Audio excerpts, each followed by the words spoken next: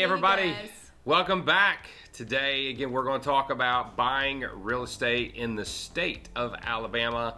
And because Alabama is a buyer beware state, we need to talk about inspections, right? Right. So this video is not just for our buyers, but Brandy and I work closely with our sellers to understand how to navigate this inspection process from a seller perspective as well. So just think about this. If you're a buyer, in the same way that if you were going to buy a brand new car or buy a new car, that you would take it to a mechanic and kind of see what's going on under the hood. Well, inspections for a home are figuring out what's going on under the hood.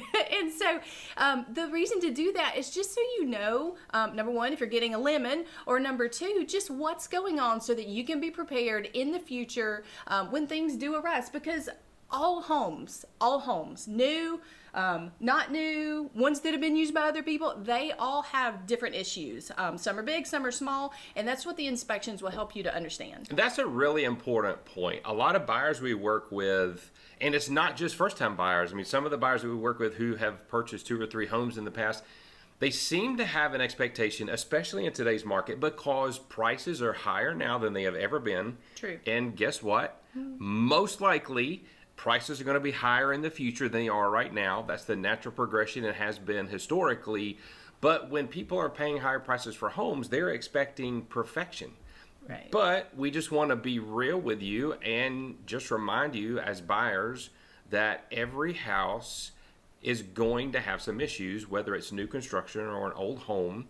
Every house will have some issues. I've yet one time over these years to see one perfect home. Right. And now a lot of that is maintenance. I mean, there's just part of True. maintenance for homes, and the truth is when you maintain your home, so this is a little bit of insight for our sellers, when you maintain your home well, there are generally not a lot of issues that will come up on an inspection. But there's a term called deferred maintenance, and deferred maintenance is just what it says. It's when there should be maintenance going on to a house and the current owner is just not doing that. And so typically a little deferred maintenance will lead to larger issues, right? Right. We were looking at a house yesterday. It was an older home built in the 1960s here in the Birmingham area, showing it for one of our buyers, and when you looked up, it almost looked like Japanese architecture, right?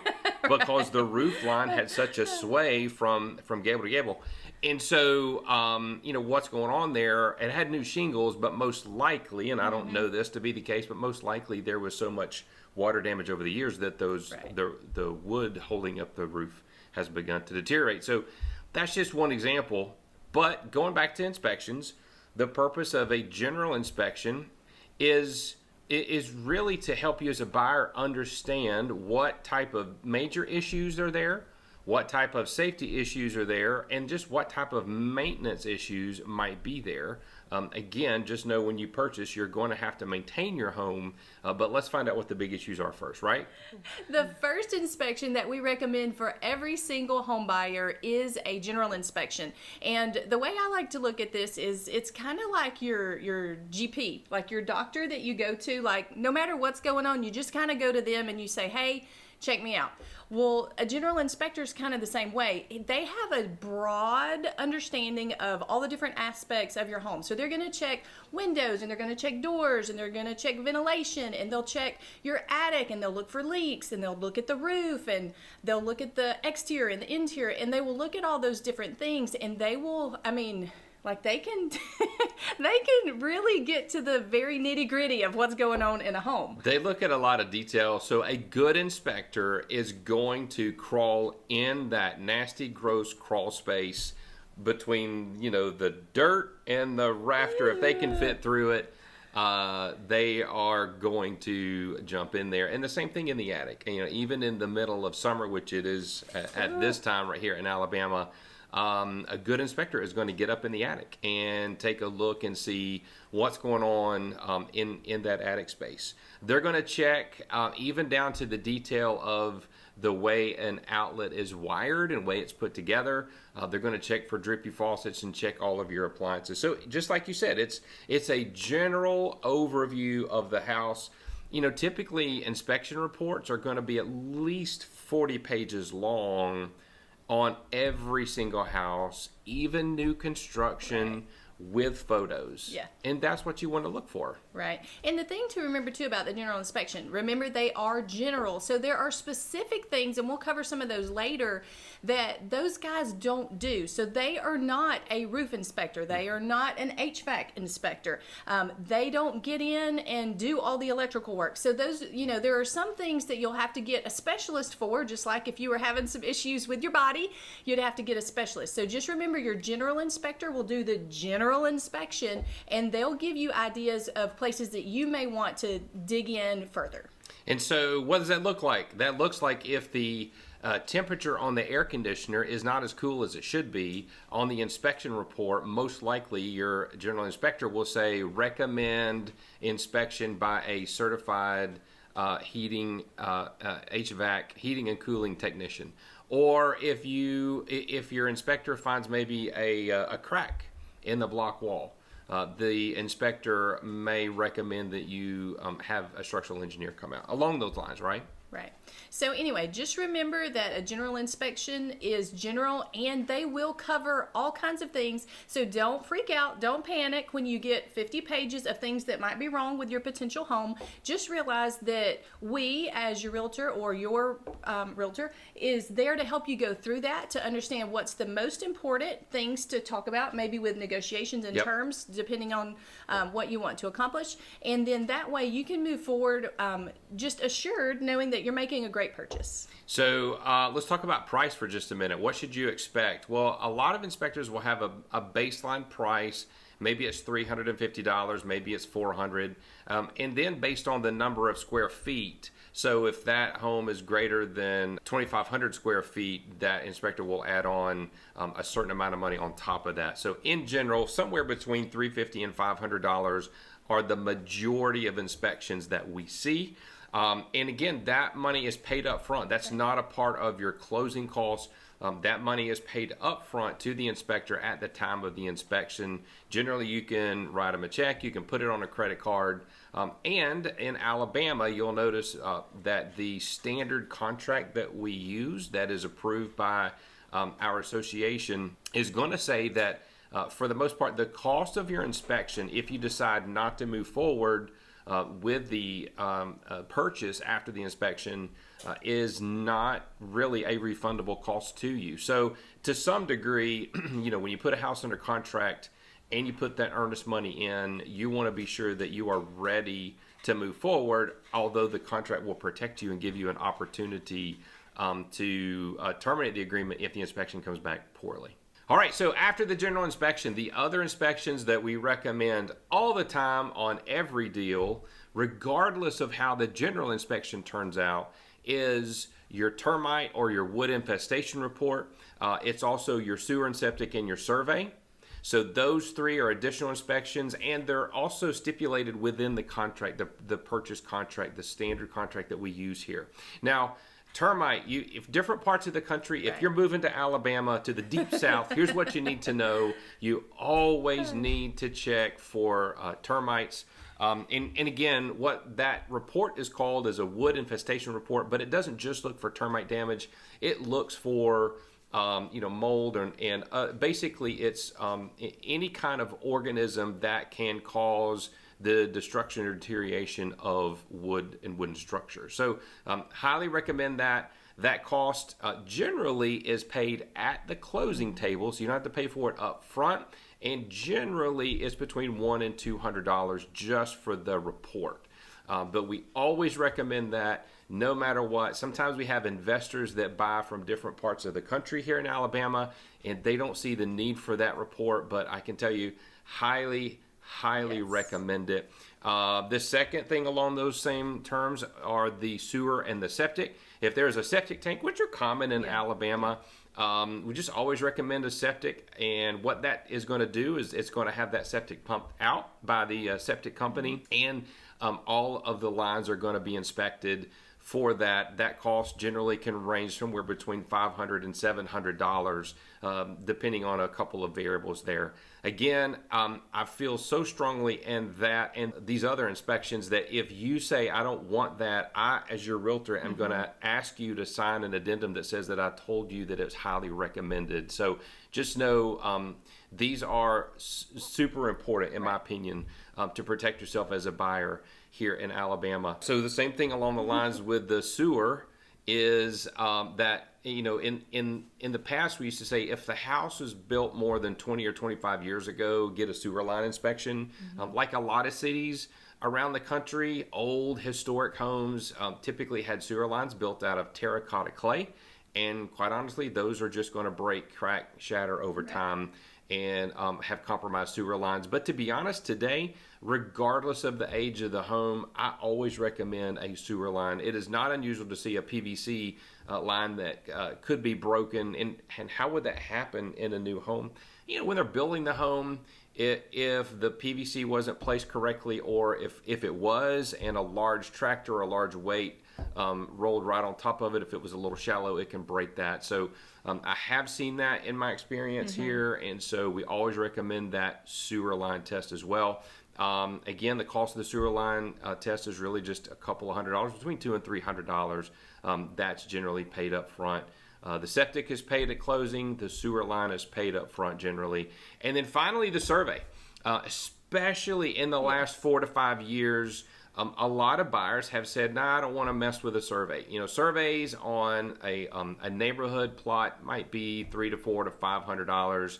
Surveys on an acre could be $500 to $600, $700. Surveys on 5 to 6 acres or more could be closer to $1,000 or more. Here's the thing: if you're buying a home, you want to know exactly where the property line is. And maybe you're going to put a fence up, maybe you're not. But you might want to know if the detached garage is hanging over your neighbor's property. And, you know, just get that figured out up front. If you're buying land that doesn't sit directly on the road, and the seller says, hey, well, it's got access through, you know, this little driveway that's been here for 50 years, you might want to make sure that that access has been deeded in one way or another, because we have seen real estate, you know, a lot purchased, you know, a ways from the road, and there was no legal access to that home.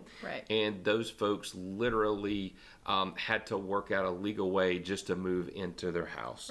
And so we have seen those kind of issues in the past. So that is your that's your termite, that's your sewer septic, and that's your survey. We always recommend those, and if you don't want them, that's your prerogative. But certainly, as a realtor, what we want to do, what a broker wants to see, is that you've acknowledged that we've recommended them, and you're not choosing to get them. Another one that doesn't necessarily apply to everyone, because not all homes have pools, is a pool inspection. And your general inspector is not going to do that. That's just not in their purview. So you're going to want to have a pool inspector come out, because you want to know, like, how's the water in the pool? You want to know if it has a liner, like, what's the condition of the liner? Is it leaking, or do you need to replace it? Another thing, they're going to check the pumps and make sure that all the plumbing going in and out, and make sure they're working properly. They're going to do all of those things and give you a report on that as well. I would say probably between $200 and $300 for that. And again, I would recommend it every single time. You just want to know what you're getting into. That's right. Especially with something big like a pool. That is kind of like the rule of thumb for this whole video. Just know what you're getting into. Just know what you're getting into. So those are the major inspections that we typically recommend. Now, there are a whole host of other things that you can have inspected.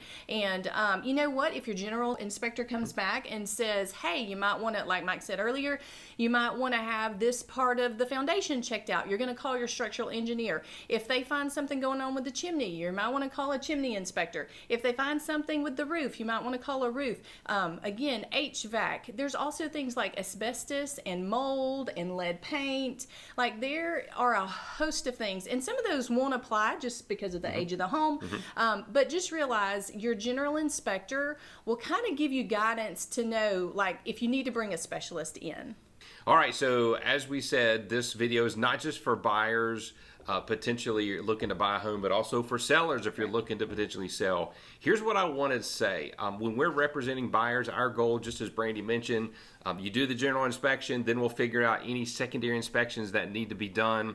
For our sellers, when we're guiding our sellers, just know that having a strong negotiator on your behalf and someone who understands how to work both sides of a transaction, understands how buyers and buyer's agent works, as well as working with sellers is so crucially important. The timing of these inspections is important. Right. And so as we're working for our sellers, we understand that there's the initial negotiation at the time of the contract, and then there are 2 or 3 other stages of negotiation as we go through the process. And so again, that's why this is important to understand. One of the things that you mentioned earlier as we were preparing was that as a seller, you might want to have a pre-inspection done. And I think there's a lot of value to that, just so you understand going into the scenario of contemplating a sale and contemplating negotiations, what you might be looking at. I was going to say, I think from a seller perspective, it can be an emotional thing. And so like this is your home, and especially if you've been there for several years, like you've got memories there, and like just it's special to you. And sometimes we can, as sellers, think that our homes are like way up here, and then as buyers they're like your home's way down here. But I think if you get an inspection, like a pre-inspection, it just kind of helps you come to reality about what condition your home really is in. And maybe you have maintained it well, maybe it's beautiful, maybe it has, everything's in place. But sometimes we have neglected things, and maybe we just aren't aware of them. So I think it's a great idea, just as a seller, to go ahead and just have an idea of what's going on with the home. One of the biggest tips that we tell our sellers, and honestly we have to remind our sellers frequently, is to put your buyer's hat on. Yes. Look at your home through the lens of a prospective buyer and think about it. Again, a lot of our sellers are buying their next home. So guess what? You're going to be looking at that next purchase very critically. It is helpful to look at the home you're selling through those eyes as well. And again, we're here to help with that process. All right, now look, we have been through this so many times with our clients, right? You as a buyer don't have to know all of this stuff. We will guide you through. And the other thing, I don't recommend that I was going to say open up the phone book, because who uses a phone book now, right? But you don't have to start Googling for these. There are a lot of great people out there, but they're not all skilled equally. So we know some really strong inspectors, whether it's general inspectors, termite companies, structural engineers, pool inspectors. We know the people with the best reputations that we would entrust our buyers to.